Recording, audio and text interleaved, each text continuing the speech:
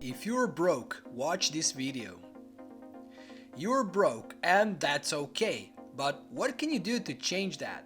As long as you make a conscious decision to change your life circumstances, it's okay to be broke for a little bit, but if you want to find out how to get out of this situation permanently, watch this video as I show you exactly how to look at your current situation, notice your strengths and weaknesses, and then use that to your advantage to go from broke to financially flourishing in the shortest amount of time.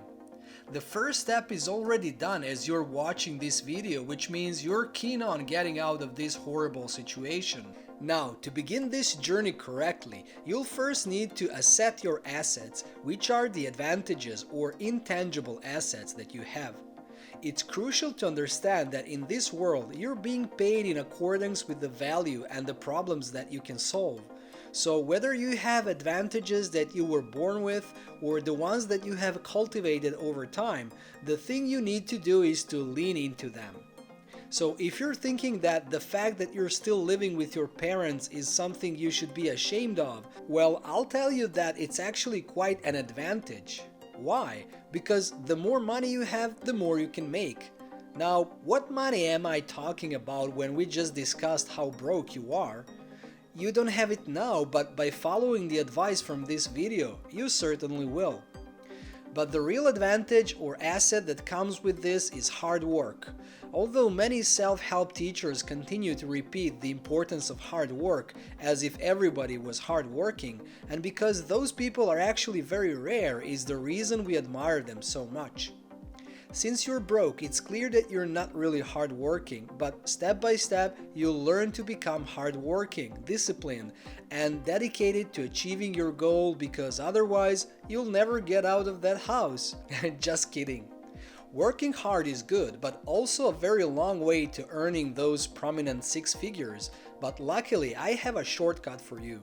And although you may think that no shortcut ever made a millionaire, you're completely wrong because in today's year, it's more important to work smart. And there's a huge difference between working hard and working smart because people who work hard take years to reach the goal a person who works smart reaches in just a couple of months or a year tops. The reason this method works is that lazy people simply don't want to work on anything more than it's necessary, and this model allows you to stay sloppy with your habits. It requires less discipline and most importantly allows you to work significantly less than usual. All of this sounds too good to be true, I know, but it is possible because you'll focus on learning different mechanisms that will help you quickly move from one stage to another. There are simply too many distractions like TikTok, Instagram stories, and things like that which take only a few seconds or minutes of your time, but are highly addictive and very tempting, so you end up spending hours scrolling, and that is a fact. But think of all the different assets that you can evaluate in your life, and then you will be able to make a whole game plan from the very first to the very last step in detail. The next major asset you have is your skill set.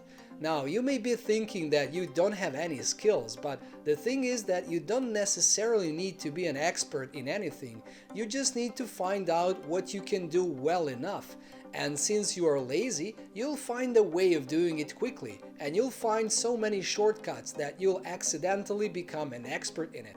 So let's say you're into gaming and you know that there are people out there who are earning a lot by just playing games, but instead of finding a way you can do it too, you're just repeating that it's possible without proving that.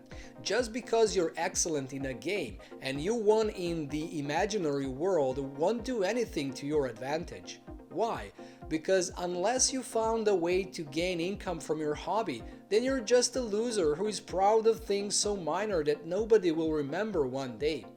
Although it is great that you managed to become good at something at least, you're still proud of a thing that is so irrelevant to the quality of your life, something that has nothing to do with building a beautiful future for you and your future family. Like, you're good at a thing so minor that your kid will never look at you one day and say, "Congrats, Dad, I'm so proud of you for being great in playing Counter-Strike." Do you get the point here? The whole point of this story is that you need to stop majoring in minor things. Yes, having hobbies is very important, but if you're not planning to turn that hobby into a business, then leave it for free time and rather focus on the thing that pays your bills.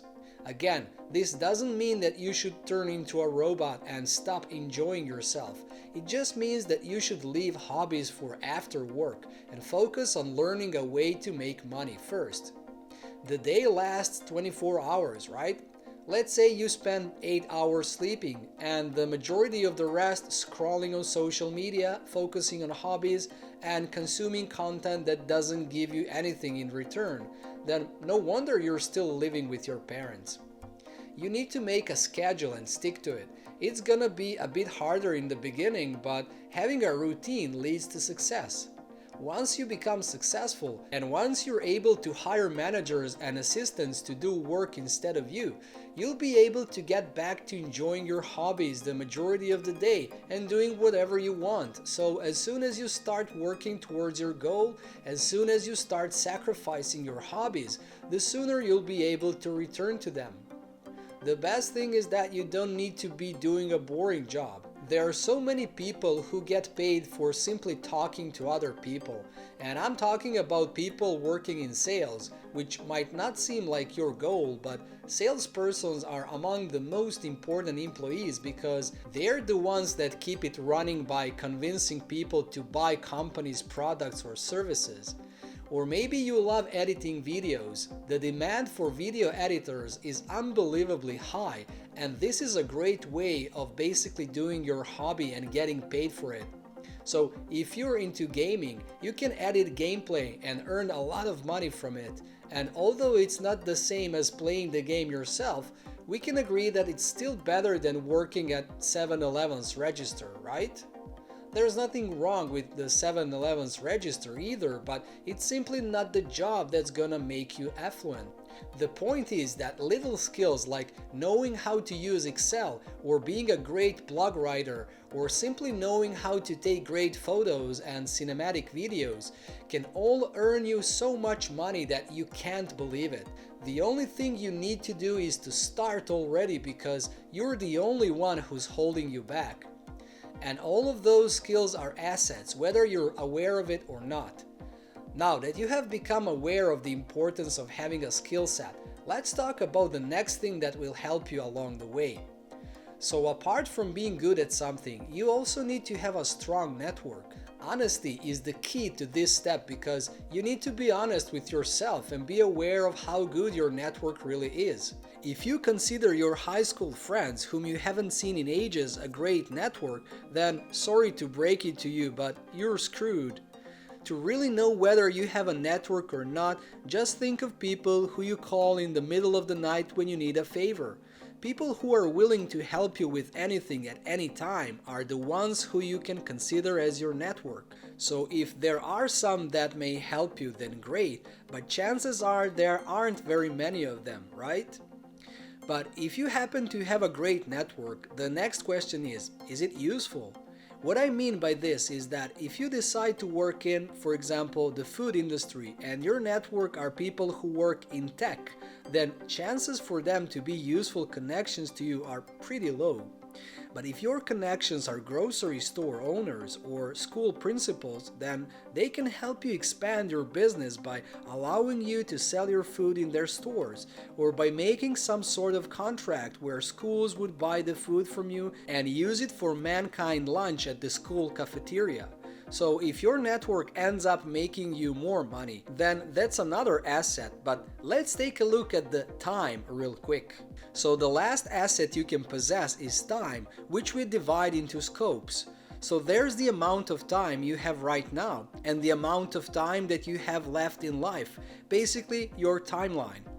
There's no need to explain the first one in detail because the message is clear. If you have more time, obviously you can put more time into freelancing or working on building your business, and therefore will achieve your goal sooner. And when it comes to the second scope, it's basically about making a plan. So make a plan for what you're gonna focus on in the next 12 months or 2 to 3 years. Is it the way you're gonna build your business, or is it your private life? But remember, if you want to have a family, you'll need to have money to make a living for all your family members. Your wife is gonna be pregnant 1 year and not be able to work for at least one more, so you're gonna need to be able to provide everything. That's exactly why you should have a stable financial situation first. And even if you don't want a wife or kids, you'll still want to do something like traveling, which also requires a lot of money. So make sure to create a plan and then do your best to stick to it. Now, let me help you a bit more by giving you 3 life options. The first one is to start your own business, and it is a great option because you can leverage. And the greatest part of this is that if you set systems and processes in place, you can leverage other people's resources or time depending on which business model you choose. And you can get paid by using the concept of financial arbitrage, which is basically Uber or Airbnb. But I've explained this in detail in another video, so make sure to take a look at that after you're done watching this one. The second option is to use your existing skill set to make a great income. We've talked about this. If you're good at sales, do sales. If you're good at video editing, then do that, etc. And be careful about the way you position them and who you're selling these skills to, because always keep in mind that the same skill can be paid very differently. So, are you gonna be an editor who gets paid $2,500 a month, or will you frame your services as a performance editor and get paid $6,000 a month?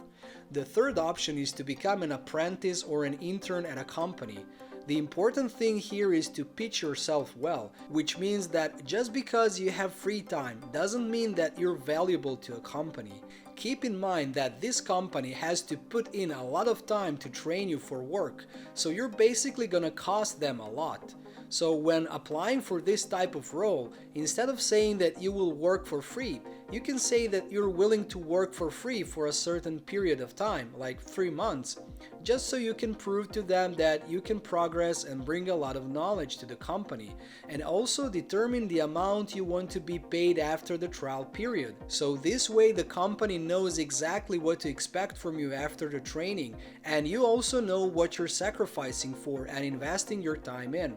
Working within a company can be like a little business school for you, because you'll learn not only business but also how to cope with colleagues of different personalities.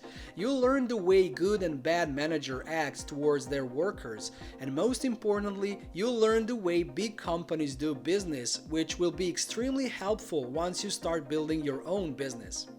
I hope I convinced you to start working on building your future.